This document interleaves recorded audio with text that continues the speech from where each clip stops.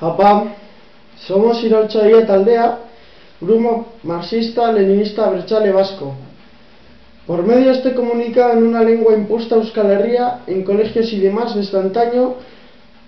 Queremos expresar nuestras propuestas y críticas, entre otras muchas puntos de los que hablaremos a continuación. Sociedad.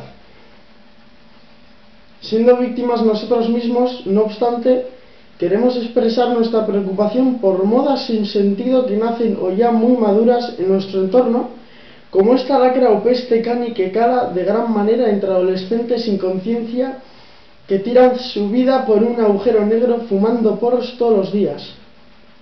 Es difícil saber el porqué de todo esto, pero es evidente que nuestra sociedad, el ser uno mismo, ya no vale nada y se vuelve el conjunto borrego que se establece con fuerza.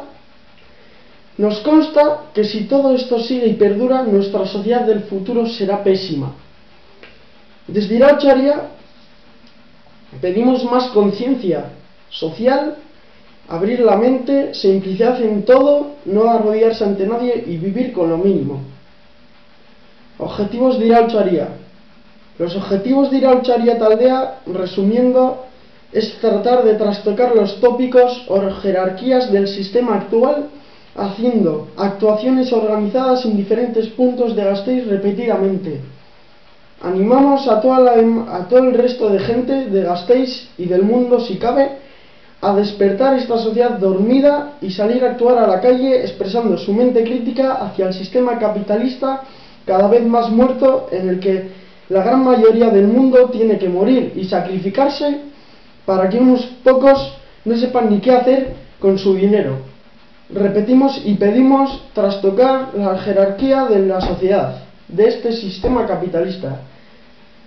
Gora Euskal Herria eskatuta! Eusko gudariak gera, Euskadi askatzeko, gerturi daukago dola bere aldez emateko.